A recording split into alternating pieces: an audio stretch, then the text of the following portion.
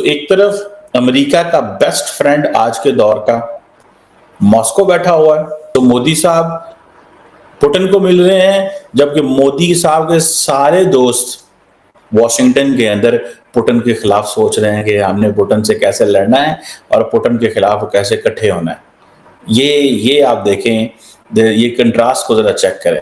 ठीक है जी, इस कंट्रास्ट को जरा चेक करें, इस सिचुएशन को जरा एनालाइज कर लें आप, तो आपको पता चल जाएगा। लोग जा रहे हैं, इंडिया के जा रहे हैं, उनका अपना सिस्टम बेहतर है, उनके इकोनॉमिक्स उठा के देख लें, उनका बाकी सिस्टम देख लें, जुडिशियल सिस्टम है, बाकी सारी चीज़ें वो बहुत बेहतर है, लेकिन हमारे यहाँ ऐसा कुछ नहीं है। इंडिया की देखिए फॉरेन पॉलिसी की आपको मानना तो पड़ेगा।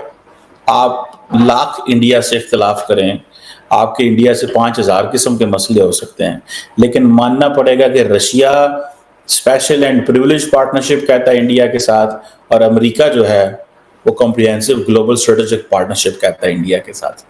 और दोनों एक दूसरे के इतने दुश्मन है कि मुलाकात भी नहीं करते, लेकिन दोनों इंडिया के साथ अपनी लाइन लेंथ सेट करके बैठे हुए हैं। जो बड़े करते हैं वही छोटे भी करते हैं। हमारे वज़ीर-ए-आज़म वही काम कर रहे हैं, हमने भी वही करना है। अभी मेरा भी दिल है कि ये जो तनख्वाह, ये सैलरी है, ये काम इससे ऊपर चला गया है। 12,000 बिल है, खाना, रिहाइश, बच्चों के सब कुछ करना है, घर बार है, उसके बाद बिजली, यह सारा कुछ है। लेकिन ये काम जो है ना, अभी हमारा भी दिल कर रहा है कि हम भी मांगना शुरू कर। ये बड़ी बात है वैसे इंडियन डायस्पोरा का, रशिया में रहना, वहाँ पे बिजनेस करना, जुबान सीखना, ये सारी चीजें करना, मतलब इंडियंस को इतने एडवांटेजेस मिले हैं रशिया के अंदर कि उनके लिए वहाँ पे काम करना ही बड़ा जबरदस्त है। रिस्पेक्ट इज्जत होती है। पाकिस्तान की इज्जत है ही नहीं, मांगना हमारा काम है, इंशाल्लाह ये मांगते रहेंगे और मुल्क में भी जाकर हमें फ़ख्र है, क्योंकि हमें फ़ख्र करना चाहिए जब आपको इज्जत मिलेगी ही नहीं। दोस्तों, आप जानते हैं ना कि भारत के और रशिया के कितने पुराने संबंध हैं। भारत कभी भी दोस्ती के अंदर पीठ में छुआ नहीं मारता दोस्तों, ये रशिया अच्छी तरह से जानता है। जैसे हम भुक्तभोगी हैं, इसी तरह रशिया भी भुक्तभोगी है दोस्तों। पुतिन को भी बहुत लोगों ने पीठ में छुरे मारे हैं। पुतिन बहुत समझदार आदमी है दोस्तों, जैसे मोदी जी हैं, लेकिन पुतिन वहां पे डिक्टेटर है। पुतिन के आगे कोई बोल ही नहीं सकता।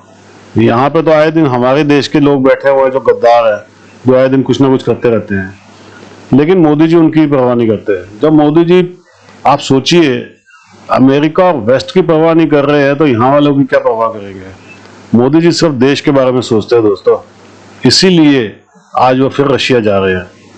बहुत बड़ी बात है दोस्तों, पूरा वेस्ट और अमेरिका जोर लगा लगा के थक गया कि किसी तरीके भारत की दोस्ती रशिया से टूट जाए, लेकिन नहीं टूटेगी, ये मजबूत और होगी।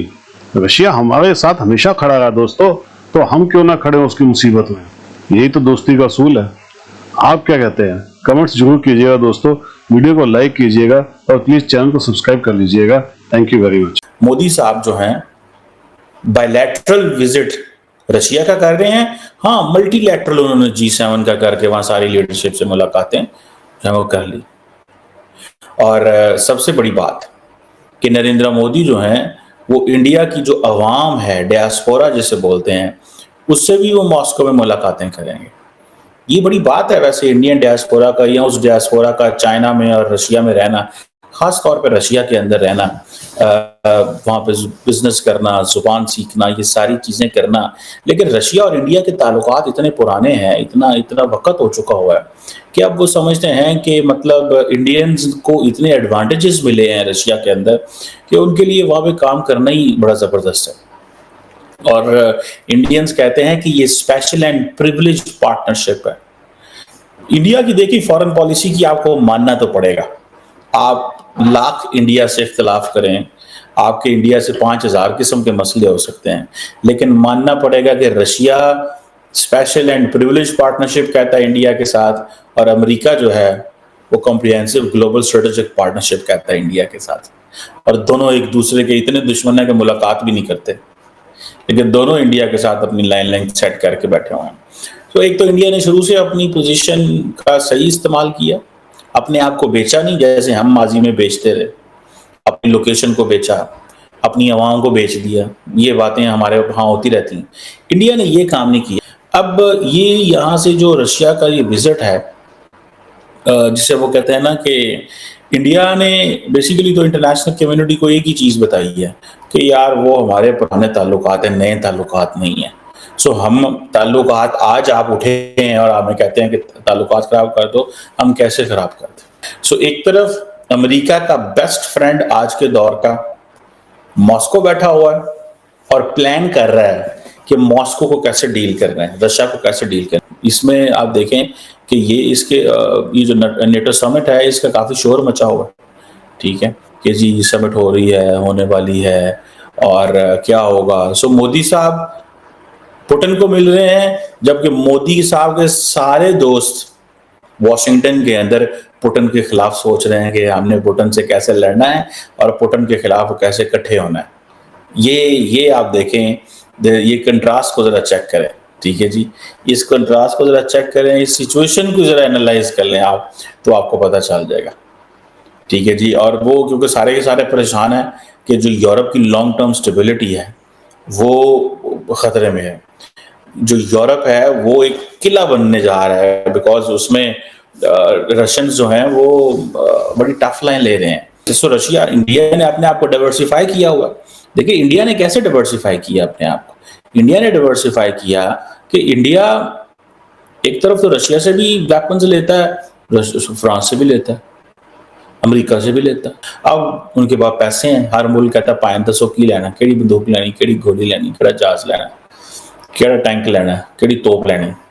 तो आज तो उनको इस अंदाज से पूछा जा रहा है। सो ये चीजें जो हैं, लेकिन सारे का सारा जो वेस्ट है वो उनको एक समझ नहीं आ रही इंडिया से कैसे डील कर रहे हैं। मैं आपको मजे की बात बताऊं, I have spoken to many people, उन्होंने मुझे कहा कि we are investing in patience, हम सब्र में इन्वेस्टमेंट कर रहे हैं भारत के हवाले से, कि वो पसंद नहीं कर रहे कि भारत एक तरफ पुतिन से जफ्फियां डालता है और दूसरी तरफ हमें भी, हमारे पास भी आ जाता है, और हमारा जो सारे का सारा वेस्ट है वो जा रहा है इंडिया।